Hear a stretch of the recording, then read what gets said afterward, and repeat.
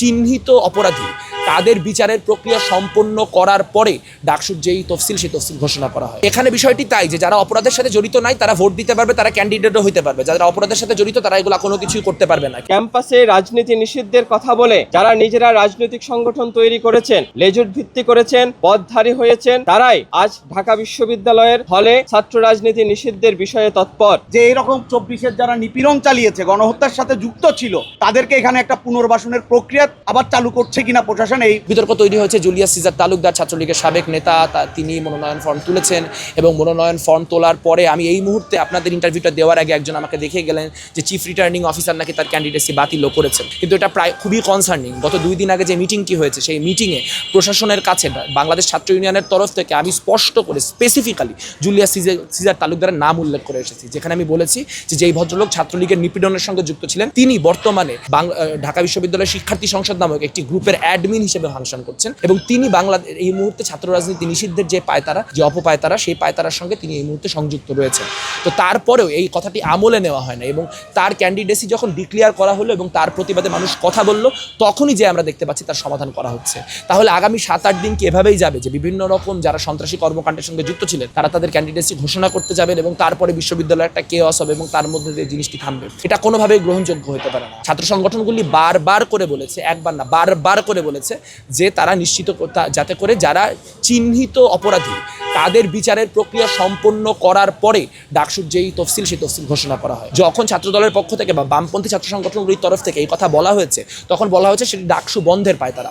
অথচ আমরা এখন কি দেখতে পাচ্ছি যে অপরাধীদের আগে থেকে শনাক্ত করে তাদের বিচারের আওতায় না আনার ফলে ডাকসু নির্বাচন নিয়ে ক্রাইসিস বা সংকট তৈরি হচ্ছে। এখানে বিষয়টি তাই যে যারা অপরাধের সাথে জড়িত নাই তারা ভোট দিতে পারবে, তারা ক্যান্ডিডেটও হতে পারবে, যারা অপরাধের সাথে জড়িত তারা এগুলো কোনো কিছুই করতে পারবে না। এক্সট্রিম মশার কয়েল প্ল্যান্ট ফাইবার দিয়ে তৈরি, তাই সহজে ভাঙে না, সুগন্ধিযুক্ত ও নিরবিচ্ছিন্নভাবে জ্বলে। ডেঙ্গু, চিকুনগুনিয়া বাহি সহ যে কোনো মশার বিরুদ্ধে দেয় এক্সট্রিম সুরক্ষা। আজকে যখন ডাকসু হয়নি বা আপনারা জানেন দীর্ঘদিন যাবত আমরা ছাত্র সংসদের নির্বাচন চেয়েছি, ছাত্র সংসদ আমরা নির্বাচন চাই, কিন্তু তার আগে পরিবেশ সৃষ্টি করতে হবে। যখন এখানে আপনারা আমাদের লিখিত বক্তব্যে দেখেছেন যে ক্যাম্পাসে 2টো হত্যাকাণ্ডের ঘটনা ঘটেছে, সেটার একটারও বিচার হয়নি। সাম্য হত্যাকাণ্ডের বিচার হয়নি, তফাজ্জল হত্যাকাণ্ডের বিচার হয়নি। এর বাহিরে এখানে নারী শিক্ষার্থীদেরকে নিপীড়ন করা হয়েছে, হেনস্থা করা হয়েছে, তার বিচার হয়নি। এবং 24-এর জুলাই গণ অভ্যুত্থানে যারা সরাসরি যুক্ত ছিল সন্ত্রাসী কার্যক্রমের সাথে, তাদেরকে অনেককে আমরা প্রার্থী হতে দেখছি এবং তাদেরকে দেখছি কি ভোটার তালিকায় অনেকের নামও দেখছি।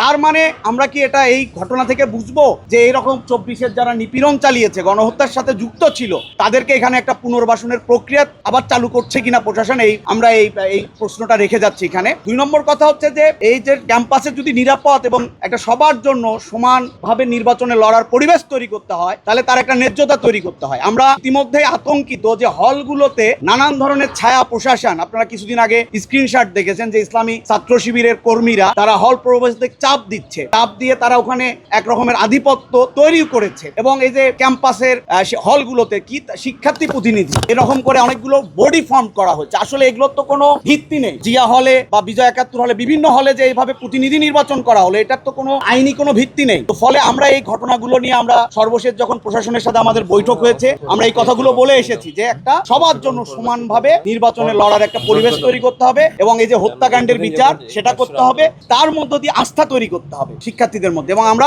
এই নির্বাচনের আমাদের প্যানেল আমরা অতি শীঘ্রই আমরা ঘোষণা করব আমাদের তরফ থেকে। ছাত্র রাজনীতি নিষিদ্ধের ঘোষণা শিক্ষার্থীদের গণতান্ত্রিক অধিকারকে খর্ব করবে। প্রশাসনের মদতপুষ্ট সংগঠনকে ক্যাম্পাস এবং হলে একচ্ছত্র আধিপত্যের সুযোগ করে দিতেই ঢাকা বিশ্ববিদ্যালয়ের প্রশাসন এই ধরনের অগণতান্ত্রিক সিদ্ধান্ত নিয়েছে। শিক্ষার্থীদের মূল আশঙ্কা ছিল ক্ষমতাসীন ছাত্র রাজনীতির মাধ্যমে নতুন করে গণরুম নির্যাতন চালুর সুযোগ তৈরি হবে কিনা, কিন্তু এই সংকট সমাধানে বিশ্ববিদ্যালয়ের সামগ্রিক সংস্কার, আবাসন সংকট নিরসন, প্রশাসনের দলীয় আনুগত্য বন্ধ সহ সমস্ত গুরুত্বপূর্ণ বিষয় এড়িয়ে গিয়ে ফলে ছাত্র রাজনীতি নিষিদ্ধের মতো জনতুষ্টিবাদী সিদ্ধান্ত গ্রহণ করা হলো, যার প্রভাব সুদূর প্রসারী। অভ্যুত্থানের পর বিশ্ববিদ্যালয়ে জবাবদিহিমূলক গণতান্ত্রিক রাজনৈতিক পরিবেশ সৃষ্টির সুযোগ বিনষ্ট করে বিরাজনীতিকরণের মাধ্যমে গুপ্ত রাজনীতি ও নতুন আধিপত্য পরিবেশ সৃষ্টি করা হচ্ছে। ফলে রাজনীতি নিষিদ্ধের পায়তারা ডাকসু নির্বাচনের সুযোগ সুষ্ঠু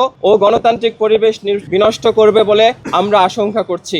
নির্বাচনের আগ মুহূর্তে সংকীর্ণ স্বার্থকে সামনে রেখে যারা শিক্ষার্থীদের আশঙ্কাকে বিরাজনীতিকরণের হাতিয়ার হিসেবে ব্যবহার করেছেন তাদের উদ্দেশ্য সম্পর্কে সজাগ থাকা জরুরি। বিগত সময়েও ক্যাম্পাসে রাজনীতি নিষিদ্ধের কথা বলে যারা নিজেরা রাজনৈতিক সংগঠন তৈরি করেছেন, লেজুট ভিত্তি করেছেন, পথধারী হয়েছেন, তারাই আজ ঢাকা বিশ্ববিদ্যালয়ের হলে ছাত্র রাজনীতি নিষিদ্ধের বিষয়ে তৎপর। রাজনীতির নামে কোনো সংগঠন যেন ছাত্রলীগের মতো পুনরায় সন্ত্রাস, দখলদারিত্ব, গণরুম, গেস্ট রুম কায়েম করতে না পারে সেই বিষয়ে ছাত্র শিক্ষকদের ঐক্যবদ্ধ থাকতে হবে। একই সাথে বিরাজনীতিকরণের মাধ্যমে প্রশাসনিক এবং রাষ্ট্রীয়